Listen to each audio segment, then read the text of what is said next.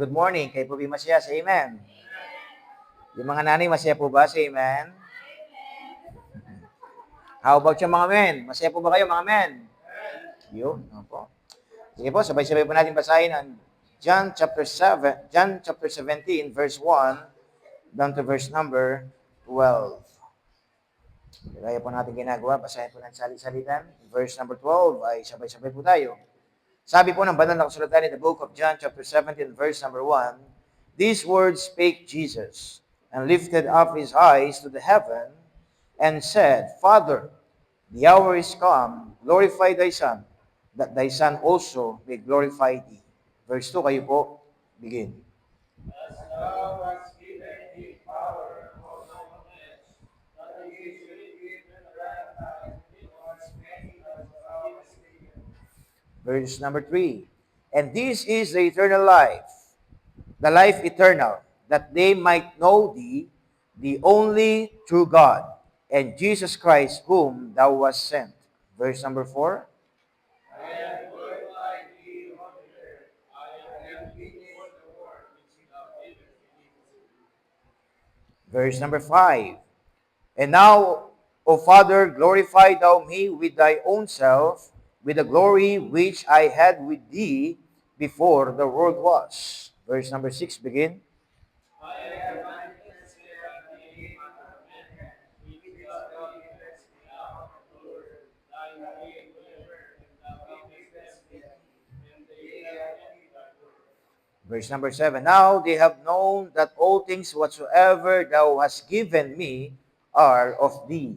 Verse number 8, I have given unto them the words which thou gavest me, and they have seen them, and have known surely that I came out from thee, and they have believed that thou didst me. verse number 9, I pray for them. I pray not for the world, but for them which thou hast given me, for they are thine. Verse number 10, And all life are thine, and thine are mine, and I have glorified them. verse number 11, and now I am no more in the world, but these are in the world, and I come to thee, Holy Father, keep through thine own name those whom thou hast given me, that they may be one as we are. And verse number 12, sabay-sabay po tayo, ready, begin. While I was with them in the world, I kept them in thy name. Those that thou gavest me, I have kept, and none of them is lost, but the son of perdition, that the scripture might be fulfilled. Tayo pong lahat ngayon po. At tayo manalangin naman namin Diyos nakila sa lahat. Kami po nagpupuri po nagpapasalamat sa mga awit namin nawit, awit na napakinggan. Nawa o Diyos, pamagitan po ng aming mga boses, mga tinig, na patuloy niyo pong banal na pangalan ay maluwalhati. Marami rin po salamat sa pagkabasa po niyo pong mga salita na aming pong pagbulay-bulayan sa umaga pong ito, ng aming ring dalangin ng aming pong santong banal na Espiritu, ang patuloy na kumilos po sa aming pong kalagitnaan. Na ipabatid niyo po, Lord, ang gusto pong ipahiwatig po sa amin, ang gusto po namin gawin, na bagamat sa buhay po namin, marami kami mga pinagdadaanan, mga pagsubok, mga karamdaman, mga problema, pero nandyan po ang inyong pong biyaya. At makita po namin ang kalakasan na nagmumula po sa inyong pong mga salita. Kayo pong madakila at itago niyo po sa inyong pong krus at bless nyo rin po yung aming mga Sunday Scholar na sana po patuloy po silang mahubog sa inyong pong mga salita at sila po, Lord, ay patuloy kami pong lahat ay mag-recreate po kayo ng katagumpayan at kasiyahan sa aming paglilingkod sa umaga po ito. Kung aming dalangin, sa pangalan ni Jesus, Amen. Sige po, please be seated. Pwede na po kayo maupo. So once again po ay good morning at tayo nagpapasalamat sa Diyos sapagkat tayo po muli nagkakita-kita, nagkasama-sama sa isang layunin para purihin, nakilain po ang Diyos sa ating po mga buhay. So dito mga kapatid, nabasa po natin ang pananalita po ng ating Panginoong Yesus na kung saan nung siya po mga kapatid ay malapit na po na ipako si krus ng Kalbaryo. Alam niya yung kanyang dadanasin, yung hirap, yung sakit, pero sabi nga niya, mga kapatid, ito ay gagawin ko para ipakita sa mga tao yung tinatawag po na commitment. Ang pag-aaralan po natin sa umaga po nito is grow in your commitment and relationship. Pagmamahal ng Diyos, sa buhay po ng bawat isa. Pagmamahal ng Panginoon sa tao, mga kapatid, na makasalanan, pero tayo po binigyan, mga kapatid, ng pag-asa. Kaya nga sabi ng Diyos, mga kapatid, tingnan natin, na dapat maunawaan natin yung word na commitment. The word na commitment, mga kapatid, ang ibig sabihin po nito na ikaw ay nangangako sa Diyos, mga kapatid, na gagawin, babaguhin, tutuparin, in spite, mga kapatid, ng mga pangyayari sa ating mga buhay. Nang sabi ng Panginoon, dapat ikaw ay lumalago, nag-grow ka sa buhay natin bilang spiritual. No po, kaya tayo mga kapatid, nawa this year 2026, patuloy tayong lumago para sa Diyos. Tatanungin ko po kayo sa umaga po ito, lumalago po ba kayo? Tumatatag, lumalakas sa biyaya ni Diyos. Isn't it, dapat habang tumatagal na tayo naglilingkod, nakikinig ng kanyang salita, mga kapatid, nananalangin, na sabi ng Panginoon, mga kapatid, patindi yung mga pagsubok, mga hamon sa buhay, minsan mga temptations, na po para lamang tayo maalis sa gawain ng Panginoon. But the question is this, lumalakas ba? Tumatatag ka ba sa Diyos? Kaya nga sabi ng Panginoon, mga kapatid, sa buhay po natin, lagi natin tindiin, lagi natin alalahanin, ano ba yung tinatawag na commitment? Ano ba yung tinatawag na relationship? Sabi nga ng Panginoon, tunay nga ba nakarelasyon na natin ng Diyos? Kaya nga sabi ng Diyos, mga kapatid, dapat si Kristo kung nasa puso mo, gawin mo siyang mahalaga. Kung si Kristo nasa puso mo, mga kapatid, na sinasabi mo mahal mo ang Panginoon, na dapat ipatunayan mo sa iyong sarili. Kaya sabi niya dito, mga kapatid, grow in your commitment and relationship. Number 1. Ang sabi niya dito, mga kapatid, you believe in God, but you're living without Him. Maraming mga tao, sinasabi nilang, naniniwala sila sa Diyos. But sad to say, hindi nila pinamumuhay na kasama ang Panginoon. Tama po ba? Maraming tao alam nila ang Panginoon. Maraming tao sinasabi nila, mahal nila ang Diyos sa kanilang pananalita. Yung pinakamalungkot na pangyayari sa kanilang buhay, mga kapatid, yung bang hindi nila pinamumuhay. Bakit hindi natin nakikita pinamumuhay nila? Kasi hindi sila nagsisimba. Wala silang oras sa Diyos. Hindi sila nananalangin. Na po, wala silang ginagawa na nagbibigay papuri sa Panginoon. Kaya ang sabi ng Panginoon, if you are growing in your relationship to the Lord, nasabi ng Panginoon, dapat makita natin ang Panginoon sa bawat araw. Nakasama natin siyang nabubuhay. Anong ibig sabihin, mga kapatid? Na sana sabi ng Panginoon, mga kapatid, na po, makita yung tinatawag na kagandahan. Na po, yung bang dapat kasi dito, commitment to God must be our priority in life. Yung commitment natin sa Diyos, dapat ito yung i-priority natin sa Panginoon. Na po, yung bang sasabihin natin, simula nung tayo nakaunawa, isn't it?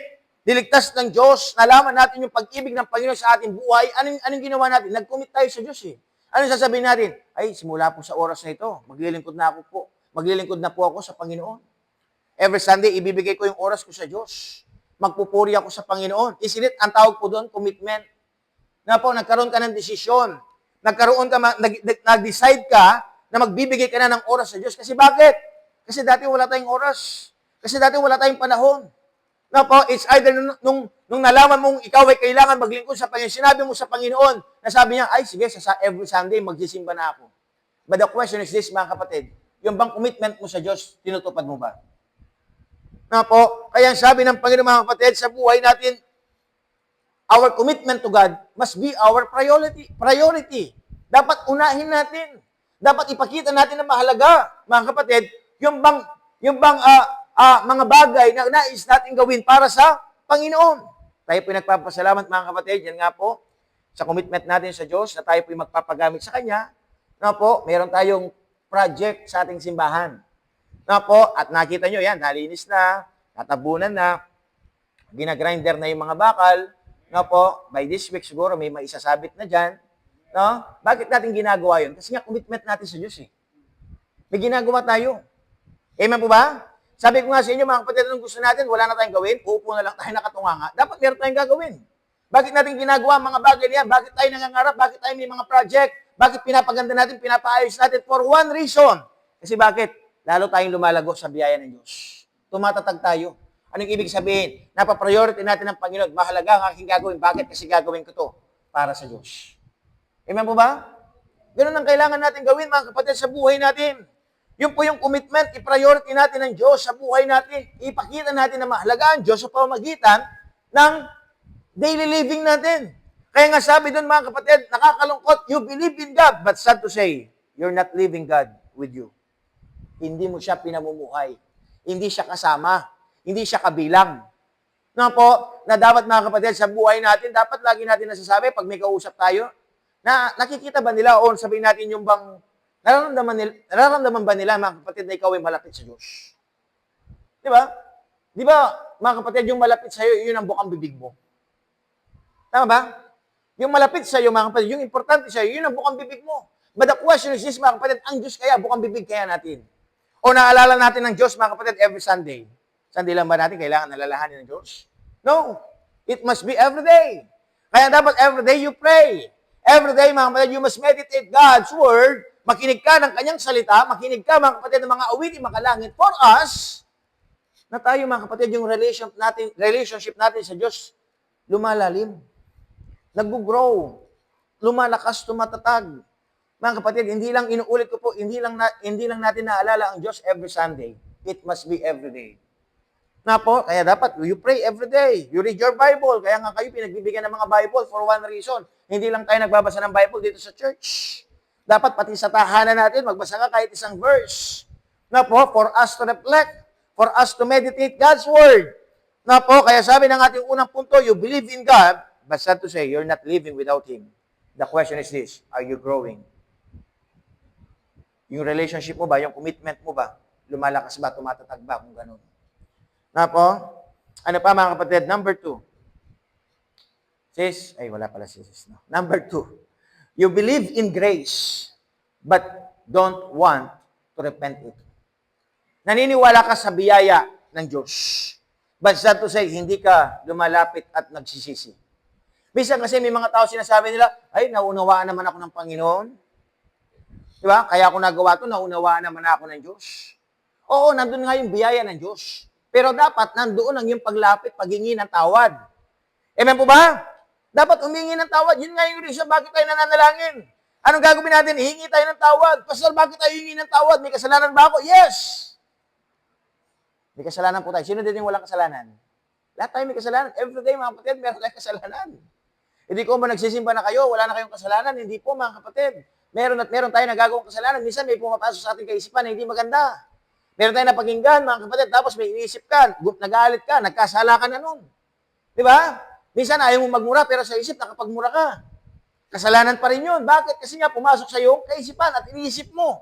Ginawa mo yung mali. Bagamat hindi man, mga kapatid, na akto mong ginawa, pero inisip mo na, nagkasala ka na. Kaya ang sabi ng Diyos, mga kapatid, nandun yung grace. Nandun yung biyaya. No po, pero ang sabi ng Diyos, mga kapatid, kailangan ka pa rin laging humingi ng tawad sa Panginoon. Para tayo kahabagan ng Diyos. Para tayo pagbigyan sa mga naisin natin sa buhay. Isn't it, sometimes sa buhay natin, meron tayong pinapangarap, meron tayong nais, meron tayong gusto. Minsan tayo nagtatanong, Panginoon, bakit hindi nangyayari? Bakit hindi natutupad? Bakit hindi ko nararanasan yung nais ko? Ang tanong ng Diyos, pinangarap mo nga, ang tanong, lumapit ka na ba sa akin? Humingi ka na ba ng tawad? Di ba?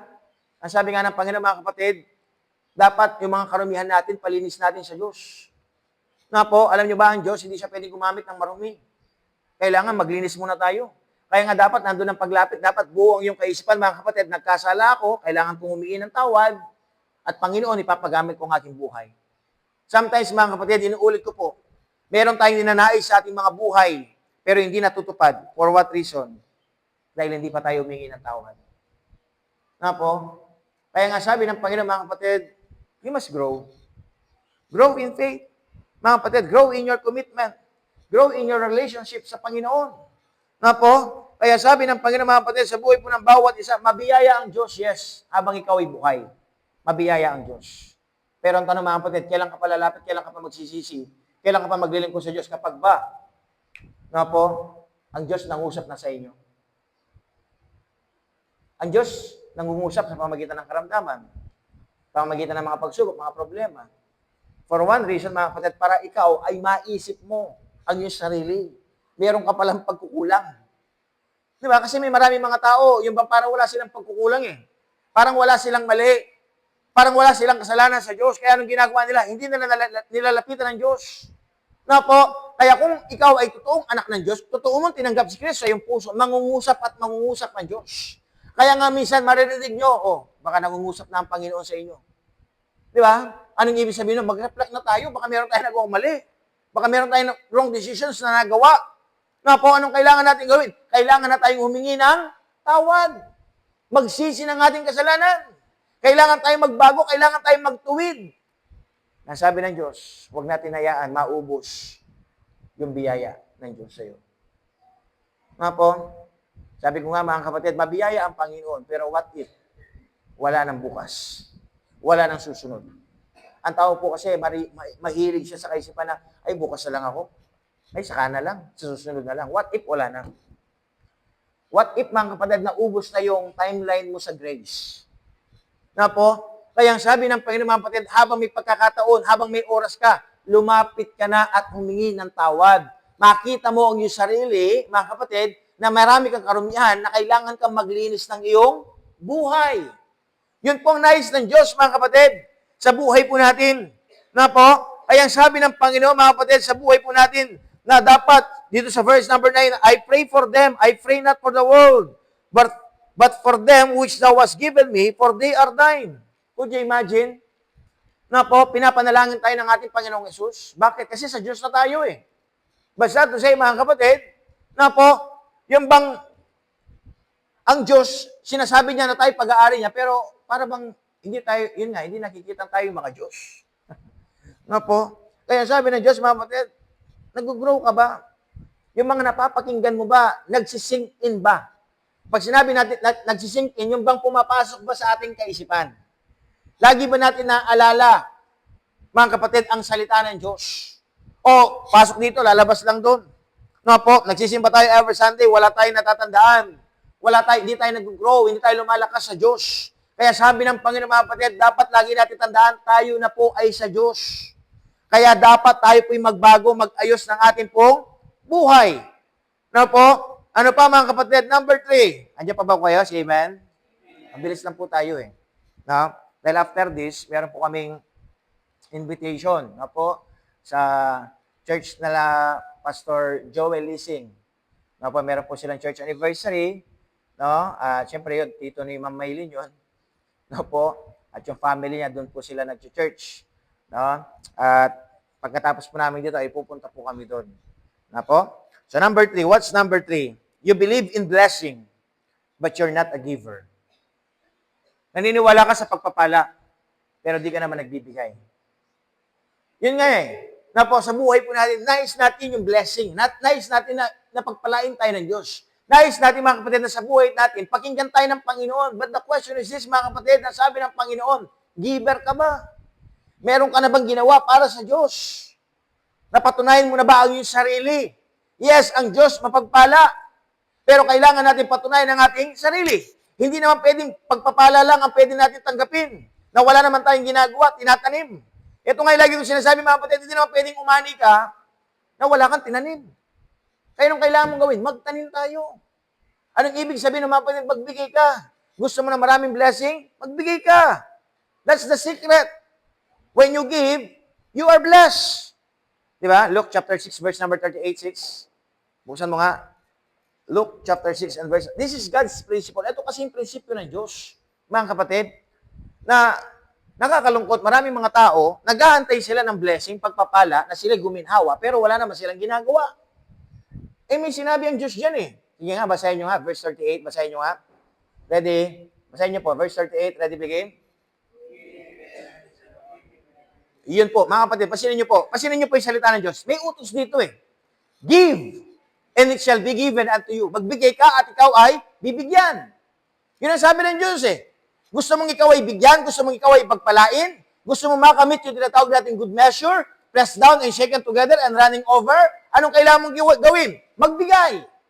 Alam niyo po yung month of January, it is a month of giving. Giving conference. Na po na dapat ang mananampalataya, ang tunay po kasi lumalago sa Diyos, natututong magbigay. Pastor, anong ibibigay ko? Pwede na po ba yung mga barya-barya? Pwede na po ba yung kahit na, di ba? Alam niyo ba, ang totoong nagbibigay sa Diyos?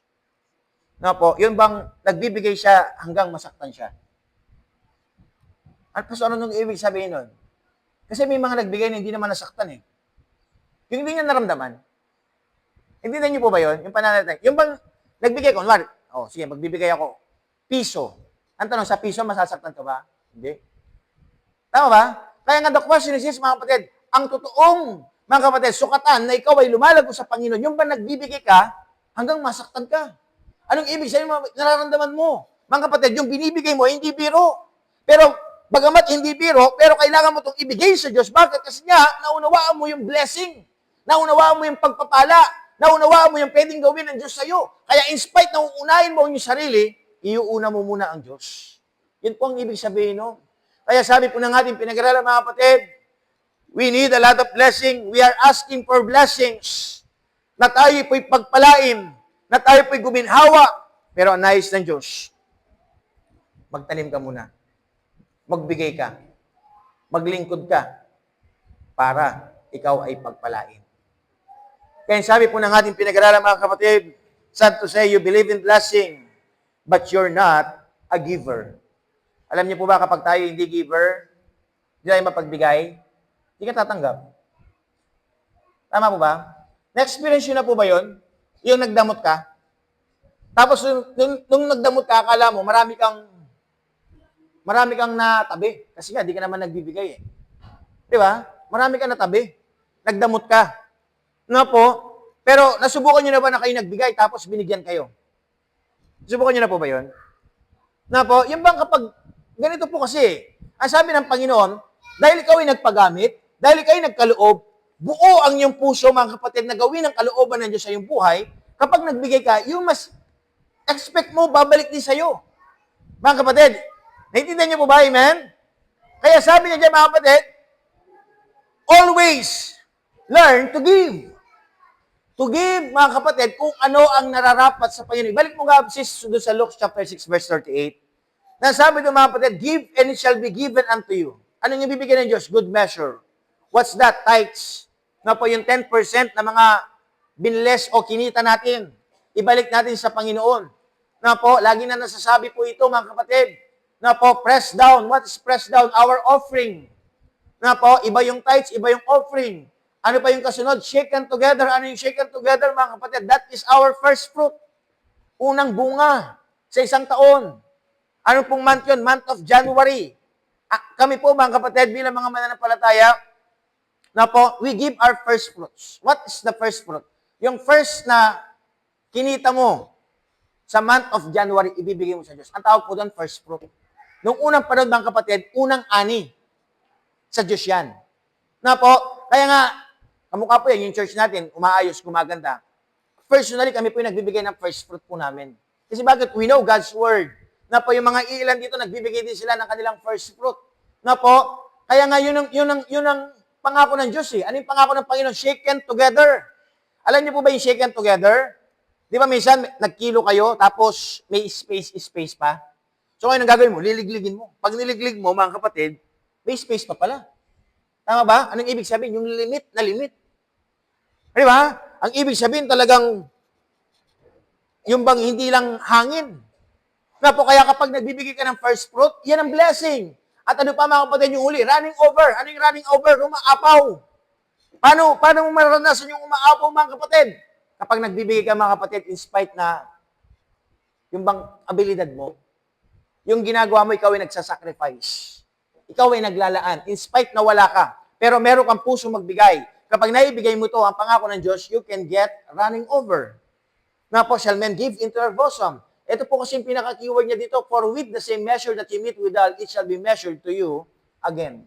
Kung paano mo sinukat ang Diyos, ganun ka rin niya susukatin. Anong sukat niyo sa Panginoon? Maliit? Anong sukat niyo sa Panginoon? Malaki? Mga kapatid? Kaya sabi ng Panginoon, mga kapatid, sa buhay natin, ayan po, ang salita ng Diyos. Ano ang paningin mo sa Panginoon? Ang Diyos mo ba ay maliit para hindi ka kayang pagpalain? Na po, o ang paningin mo sa Diyos, Lord, pwede kong ipagkatiwala ang aking buhay sa iyo. Bakit? Kasi alam ko, totoo ka. Kasi alam ko, buhay ka. Kasi alam ko, ikaw ang kasagutan sa lahat ng aking pangangailangan. Kaya nga sabi ng Diyos, mga kapatid, don't expect blessing if you are not a giver.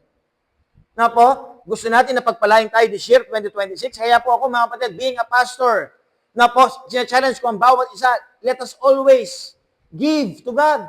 Bakit? Kasi nga, yun yung secret ng blessing. Yun ang sekreto ng pagpapala. The more we give, the more we bless. Hindi po yung kaisipan, the more we give, the more na tayo nawawalan. Hindi po. That's not God's principle. God's principle, mga kapatid, is when you give, it is always receive blessing. Hindi ka mawawalan. Ang kailangan mo lang gawin, mga kapatid, sa bawat pagbibigay mo, itama mo ang iyong puso. Na hindi mo gagawin ang mga bagay nito para magmayabang. Hindi mo ibibigay ang mga bagay nito para magmalaki. Para magpapuri sa iyong sarili. Kung hindi gagawin mo yan, despite, mga kapatid, kung ano man ang iyong gagawin mo yan ang buong puso para sa Panginoon. Kaya nga sabi niya dyan, mga kapatid, God loveth a cheerful giver. Kasi may nagbigay na kasimangot eh. Kasi may nagbigay na pilitan. Kasi may nagbigay na ihiya lang. Pero saan natutuwa ang Diyos? Doon sa masayang nagbibigay. Kaya mga kapatid, when we give to the Lord, we give our offering, we give our commitment, we give our first fruits, we give, mga kapatid, nagbibigay tayo sa ating mga project, dapat maging masaya tayo. Amen? Kasi bakit? Ginagamit ka ng Diyos eh. Yung iisipin mo, bakit kaya ako nakakapagbigay? Kasi binless ako ng Diyos eh. Tama mo ba? Hindi ka naman pwede magbigay, mga kapatid, nang wala ka. Na po? So ngayon, bakit ka nagbigay? Kasi naranasan mo, binless ka ng Diyos. May pinadaan ng Diyos sa'yo. Na po, may pinadala ang Panginoon. Kaya dapat, mga kapatid, never na never natin puputulin yung blessing. Kasi may mga mananampalataya, may binigay na ang Diyos. O sige, nagkaroon ka ng puso na magbigay. Ang sabi ng Panginoon, nagbigay, gusto mo magkaloob sa gawain ko, sige, bibigyan kita. Kasi nakita ng Diyos ang puso mo eh. Na po, binigyan ka ngayon ng Panginoon. Eh, kaso di mo dinala.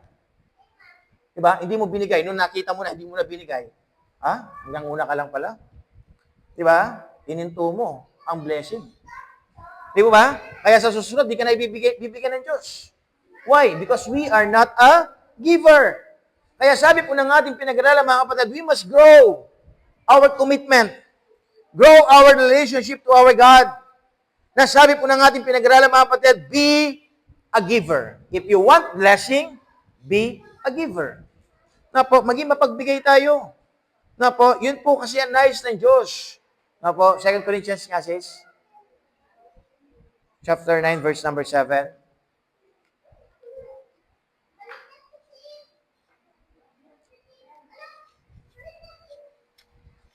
Second Corinthians chapter 9 and verse number 7. Verse number 6 muna. Sige, verse number 6. Ano po sabi ng salita ng Diyos, mga kapatid, in verse number 6? Basahin nga po natin. Sige po, madali na lang tayo. Number 6. Basahin po natin. Ready? Begin.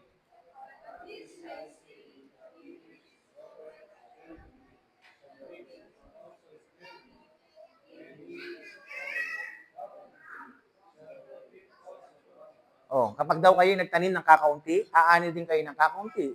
Pero kung ikaw ay nagtanim ng marami, bountifully, mga kapatid, ang ani mo, marami rin. Na po? Ano po sabi sa verse number 7? Verse number 7 says, every man, according as he purposeth in his heart, so let him give. Not grudgingly, ito nga po mga kapatid, napipilitan.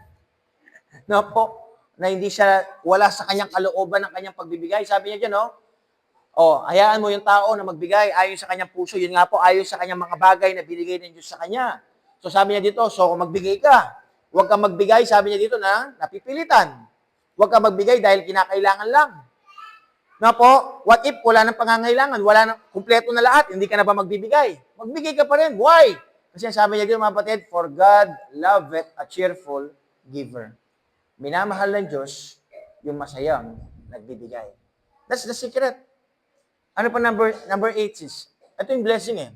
Ito yung number 8. Basahin nyo nga. Ready? Begin.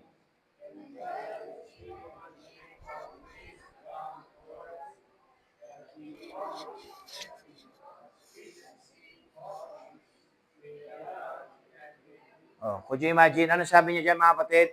Ang Diyos kaya niya. And God is able to make all grace abound toward you. No po, kaya ng Diyos na ikaw ay pagpalain.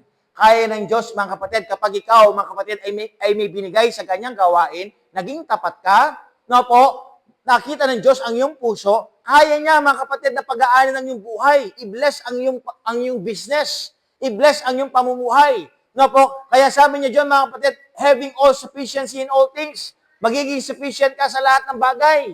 No po, masusustain. At ano pa mga kapatid, may abound to every good work.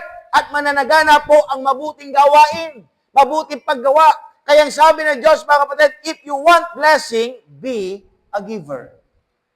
Na po, sa buhay natin. Hindi lang po sa church yan. Maging sa ibang bagay.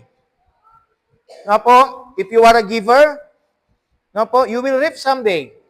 Kaya nga sabi ng ating pinag-aralan, mga kapatid, grow in your commitment and relationship. And the last thing, ito na pinakahuli. Sabi niya dito, mga kapatid, the last thing, yung last thing natin, sis. Yan po, ready? Basahin nyo nga po yung pinaka-last, point natin. Ready, begin? Oh, naniniwala po ba kayo sa langit? So, ano sabi niya, yung mga kapatid, dapat paniwalaan natin yung kabanalan. Na po, we believe in heaven. So, therefore, mga kapatid, we must be holy. Dapat maging banal tayo. Dapat yun nga, mga kapatid, nag-aayos. Dapat yun nga, mga kapatid, if we are growing our commitment and our relationship to our God, we believe in heaven, believe in the holiness. Nang sabi ng Panginoon, kapatid, sambahin ang Diyos sa ganda ng kabanalan. Worship the Lord in the beauty of holiness. Sa paglilingkod po natin, nakikita po kaya ang kabanalan. Na po, kaya pansinin niyo po mga kapatid, when we sing, nakikita ba ang kabanalan? Di ba? Dapat nandun mga kapatid, when we sing, we must glorify our God. Sa bawat pagkanta natin, ibigay natin ang ating puso na talaga tayong umaawit tayo para sa Panginoon. Kasi bakit? Our audience is our God. Hindi naman kayo ang audience kapag may kumakanta dito. Intindihan niyo po ba? Ang audience, ang Diyos. Ang gusto natin pasayahin dito, hindi naman yung mga nakikinig dyan. Ang gusto natin pasayahin every time we sing, kasi nga gusto natin sambahin ng Diyos na may kabanalan, aayusin natin. Diba? Ipe-perform natin na maayos. Not to praise you, mga kapatid ng tao, but to receive God's holiness. Makita yung kabanalan. Kaya nga when we sing, mga kapatid, lagi ko sinasabi, hindi palakihan, hindi payabangan. Nga po, dapat nakikita ang puso. Nga po, would you imagine, sila nanay, no? Dahil sa sobra nilang, di ba, pag nanais na umawit, minsan napapasobra na. O, di ba? Napapauna pa eh. Kasi talagang focus na focus, di ba? No? Talagang tuloy-tuloy lang. Di ba, Nay? No? Nay, hindi mo sukat akalain, naging ganun, no? Kasi kanina nagpa-practice ka, tama eh. Dumating lang si Elizabeth, nagulo, ay, no? Kasi alam niyo ba, yung feeling kasi iba kapag nandiyan ka lang. Pag nandito na, iba, di ba? Kaya minsan, no, gusto mo nang bilisan eh, natatapos agad eh. Di ba? Nawawala sa timing, di ba? Pero nakita ng Diyos ang puso. Ang puso maglingkod sa Diyos. Di ba? Kasi nga nandun eh, mga kapatid, dapat makita yung kabanalan. Mga kapatid, kaya nga pasinin nyo mga kapatid, when we sing to God, talagang seryoso kami. Di ba? We give our best. For what reason? Kasi nga, deserve ng Diyos yung kabanalan. Mga kapatid, we believe in heaven. So therefore, mga kapatid, inaayos natin. Kamukha po yan, mga kapatid. Inaayos natin yung church natin. Nililinis natin yung facilities natin. Kasi bakit? Gusto natin yung makita yung kabanalan. Amen ba? Kung marumi, pangit yung mga nakadesign, hindi nakikita yung kabanalan. Kaya ang ginagawa natin, naglilinis tayo. Kaya ang ginagawa natin, ini-improve natin. Kaya ang ginagawa natin, inaayos natin, pinapaganda natin. Di ba? Di ba maganda yan? Yung nakasulat? Ginawa ni Sister Joyce yan. Di ba? Sa kanyang gawa, nakikita ang kabanalan. Di ba? Nakikita ang kagandahan. Ang kaayusan. Yun ang nice ng Diyos eh. Why? Because we believe in heaven. At alam natin, doon tayo patungo, amen? Pupunta ba kayo na langit? Baka hanggang ngayon, hindi pa kayo pupunta. Hindi nyo pa alam. Baka sasabihin nyo, ay pastor, sasabit na lang ako sa'yo. Hindi po pwede nakasabit. Ahawak na lang ako sa paa ni pastor. Hindi pwedeng ganun. Di ba? Paano kung mahulog ka? Ang layo pa mo ng biyahe sa langit. Hindi po pwedeng ganun, mga kapatid. Kaya nga dapat magkaroon ka ng kasiguraduhan. Para makikita ang kasiguraduhan, tanggapin si Kristo sa iyong puso. Hindi po reliyon. Baka sasabihin nyo, ay, magpapabaptize na ako sa baptist para pumunta ako sa langit. Hindi po ganun. Amen? Ang pagsunod sa bautismo, ito po ay pagpapakita ng pagsunod. Na ikaw ay talagang nagiging masunurin sa Diyos. Kaya nga sabi ng Panginoon, mga kapatid, na po, inuulit ko po, bakit natin ginagawa to? Pinapaganda natin kasi gusto natin yung kabanalan ng Diyos. Gusto natin yung sasabihin nila, ay, ang ganda naman sa simbahan. Di ba? Yung bang kapag pupunta ang tao na preskuhan siya, nagandahan siya, anong ibig sabihin? Nakita yung kabanalan. Nakita ang kaayusan. Bakit tayo nagdadamit ng maayos? Nagdadamit tayo ng maayos. Na po, for one reason, kasi nga gusto natin makita ang kabanalan. Imagine na lang kung ako magpipreach ako. Punit-punit yung damit ko. Di ba? O kaya yung pantalon ko, yung nakauso ngayon, di ba? Yung red jeans ba yun? Di ba? O, tapos naka-t-shirt lang ako. Tapos magpipreach ako dito. Di ba? Ang tanong, nakikita ba yung kabanalan nun? O kaya yung buhok ko nun ay, di ba? Hindi pa ganito. Yung shaggy. Ha? Yan ha? Shaggy no? Yung parang ano? Di ba? Oh, ang tanong mga kapatid, magiging isang kabanalan kaya doon? Walang kabanalan doon. Napo, kasi sa mga iba, ganun eh. Di ba? Maglalagay ako ng mga ilaw dito, mga kapatid, patay sindi. Magkikita bang kabanalan doon? Hindi. Paano magkikita ang kabanalan? Pag maayos, maganda, malinis. Tama? Kunwari ako, maglalagay ako ng mga hikaw dito. Di ba? Lalaki ako. Ang lalaki, hindi naghihikaw. Babae lang ang naghihikaw. Tama ba? Na po? O, hindi magkikita ang kabanalan. Pero natutong mag-ayos. Natutong magdamit ng maayos. Di ba? O, tingnan niyo yung mga men, ang ganda nilang, anong ibig sabihin? Nakikita ang kabanalan dyan, amen? Ganon din po kayo mga kababaihan. Would you imagine, ang ganda ng pananamit ninyo. Na po? Sa paningin ng Diyos, mga kapatid, napakaganda yung tingnan. Bakit? Kasi nakikita yung kabanalan. Nag-aayos tayo. Di ba? Nagdadamit ng maayos. Anong ibig sabihin? Pinapakita natin na karapat-dapat lang igalang ang Diyos. Kaya sabi ng Panginoon, mga kapatid, we must believe in holiness. Anong pang kailangan natin gawin? Maglinis tayo ng buhay. Yes, maganda yung appearance. Pero ang tanong, yung puso kaya, kumusta? Yung loob kaya? Di ba? Kaya maganda sa labas, yung loob din, palinis din natin. Di ba? Alisin natin yung karumihan. Na po, kaya nga sabi ng Panginoon, huwag tayo magbalat kayo. Kung hindi dapat makita ang katotohanan. Makita mga kapatid na sa buhay natin, patuloy natin, dinadakila ang Diyos sapagkat karapat dapat lamang purihin ang Panginoon. Sabi nga ng kanta nila, di ba? Sa lahat ng oras, ayun na no? Di ba? Sa lahat ng oras, Diyos ka sa akin. Di ba? Bakit kaya ganun yung lyrics ng kanta? Kasi, may mga oras na hindi ang Diyos mo. Di ba? Na hindi ang Diyos ang naiisip mo. Masama na. May mali na. Kaya nga mga kapatid, sa buhay natin, dapat patuloy natin ilaan. Di ba? Yung kinanta kaya ng mga bata, pwede kaya natin sabihin sa Panginoon. Sabihin natin, yes, Lord. Di ba? Yes, Lord. When your Spirit speaks to me, di ba? Kapag ikaw ay nangusap sa akin, sa pamagitan ng salita, ano sasabihin mo? Dapat, yes, Lord. Kaya nga napaganda ng awitin yun. Yun, ang paborito kong kanta yun eh. I say yes, Lord, yes, to your will and to your way. Di ba? Sasabihin ko, Panginoon, yes po, susunod ako sa iyong kalooban at sa iyong pamamaraan. Susunod ako. Sometimes, hindi ko maunawaan. Pero ang anong kailangan gawin? Magtitiwala ako sapagkat, Lord, yes ka sa akin. Di ba napaganda nun? Ay, yes ako sa'yo. Di ba? Yung bang pagdating sa tao, gusto natin, ay, yes ako sa'yo. Believe ako sa'yo eh. How about sa Diyos? Believe ka ba sa Panginoon? Pwede ba sabihin, Lord, yes ako sa'yo. Aalisin ko na ang bagay na hindi tama sa buhay ko. Kaya sabi po ng ating pinag-aralan this morning, mga kapatid, let us grow our commitment. Let us grow our relationship to our God. Na po, huwag tayo maging kagaya ng iba. Na po, that they believe na may Diyos, pero di naman nila pinamumuhay. Na sila ay naniniwala sa biyaya ng Panginoon, pero hindi sila humingi ng tawad. Na sila ay naniniwala sa blessing, pero di naman nagbibigay. Na sila ay naniniwala sa langit, pero walang kabanalan sa kanilang buhay. Kaya nawa sa buhay natin, kahit konti lang tayo, makita po na pinamumuhay natin ng Diyos. Makita po, mga kapatid, na tayo laging humingi ng tawad. Makita po, mga kapatid, sa buhay natin, na tayo po ay natututong magbigay. Na makikita po, mga kapatid, na na tayo sa buhay natin, ginagampanan po natin, ginagalang natin ng Diyos at pinapakita natin yung kabanalan ng Panginoon. Kaya sana po mga kapatid sa buhay natin, patuloy tayo magkaisa. Di man tayo kadami ganun ng bilang. Pero nawa, maging tapat tayo sa Diyos. Huwag tayong hihiwalay, huwag tayong susuko. Patuloy tayo makipagkaisa.